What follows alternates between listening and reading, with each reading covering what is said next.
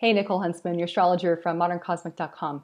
On this video series, we're going to talk about the south node of the moon. And in particular, we're going to look at how the south node holds some secrets or some perhaps illumination about the past relationship information you're bringing forward with this person.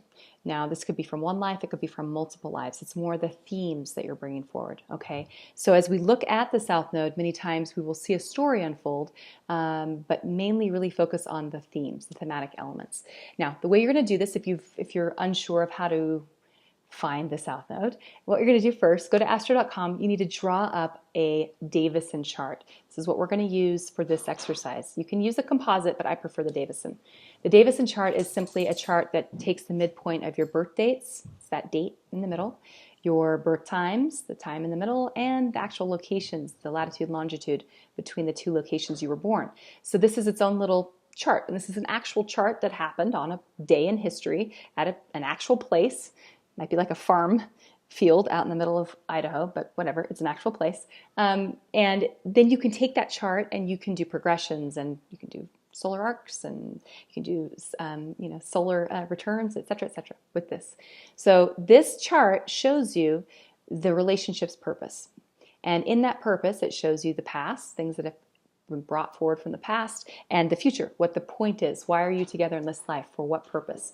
And it shows you how this will unfold. Very helpful, because you can then see areas where you are blocked as a couple and areas where you excel. And also, we're headed in this direction, but maybe we should be headed in this direction. Maybe we're trying to make this into a marriage, but maybe we're just supposed to be friends, or etc. Now, with the south node, also when you're drawing up that chart, I forgot to mention, click on the box that says descending node. Use descending node, okay? That will allow this to pop up on the chart. Otherwise, it's just going to be exactly opposite the north node. The north node looks kind of like a little horseshoe. It's like a little upside down horseshoe, as someone mentioned in a comment on the video earlier. With your south node, make a note. It's easiest if you write it down, if that way you can, or else this can get kind of confusing. So first write down the zodiac sign that the south node is in, okay? Then write down the house placement. Okay. Then you're going to look at the ruler of the zodiac sign of that south node and the ruler of the natural ruler of the house that this south node is falling into. All right. Find those, locate those two planets, and you can do the same thing with those planets. But make a note of each time you move. Let's say the ruler of the south node is the moon. Go to the moon, look at the zodiac sign that it's in. Let's say it's in Aries. Okay, let's say it's in the third house or something. Make a note of that, and then move on to the Mars and where it's located. And you can just keep doing this until you hit a dead end, like you return to a planet you've already looked at. Now, with this information, this gives you a full arsenal of forensic data that you can then create a picture with that can tell you a little bit of backstory. If you've got a relationship too, by the way, look at the south node and how it relates to each individual's chart. Very important. South node is, it's the theme. It's the theme from the past that's being brought forward. And many times, if this is a significant relationship, you're going to see it relating to each person's chart, okay? In particular, sun, moon, angles, or the angular houses. Those are really important. As well as, it can be the personal planets too, but really you want to see the luminaries of one person's chart and the south node, or the ruler of the south node of the relationship, talking to each other, of both people's charts. I'm sorry, I'm being confusing. Okay, now we're going to go on. Each video, I'm going to just talk about each of the zodiac signs, the south node. We'll talk about the key themes. We'll talk about what that relationship looked like thematically, and then the lessons that are to be brought forward in this relationship that relate to the north node. Okay? And let me know if you have questions. All right, on to the south nodes through the zodiac. If you and your partner have a Leo south node or a fifth house south node, the key theme I want you to think of is importance and social standing. Now, Leo's interesting because Leo is about the individual. It's about the individual ego, your individual life purpose and path. When you talk about this in the context of two people coming together. It could be a couple that's very important. You could have high social standing, could be a wealthy couple, could be a couple that's well known in their community or even on the larger scale.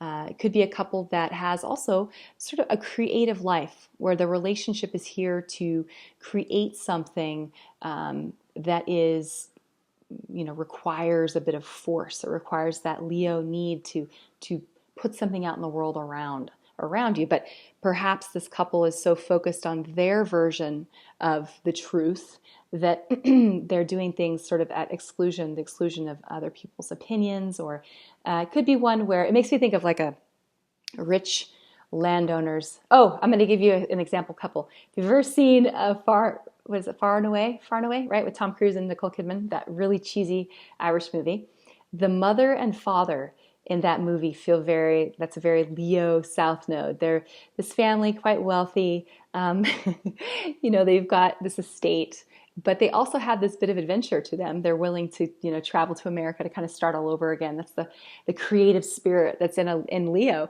They've hit that point of being older, middle-aged, and being bored with their life, and they've got all these resources. They can do what they want, but they also, on the shadow side, they were landowners, and so they had people who were being horribly victimized by their gathering of their wealth, right? Like these poor Irish tenant farmers that they were making all of their money off of.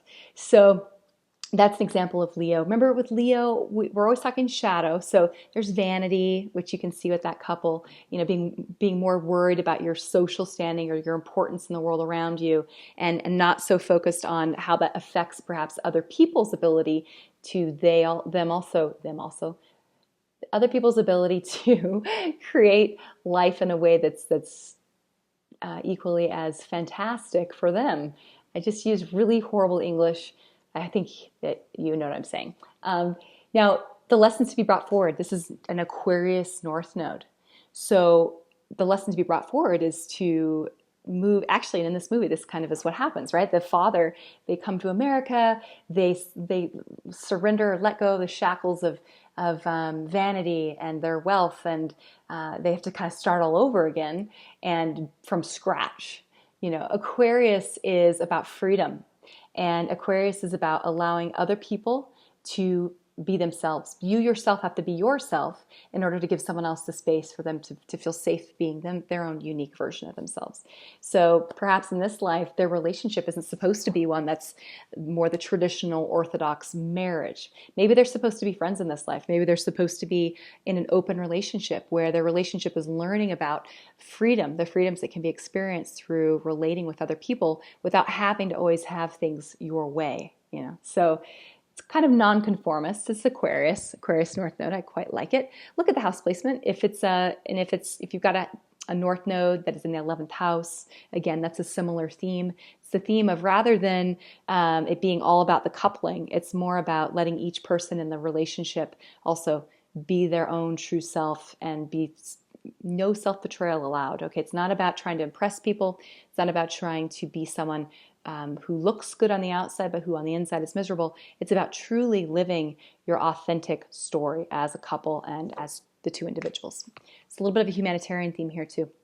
If you guys have other things in the chart, it could support doing something where you're working with the collective, perhaps through a humanitarian organization or some kind of a social grouping. All right. If you have questions, let me know. Other than that, that's the gist of the Leo North Node, 5th house. Leo South Node. I think it's time for more coffee. All right. Have a great one. Come over to my website if you'd like a reading. Other than that, bye-bye.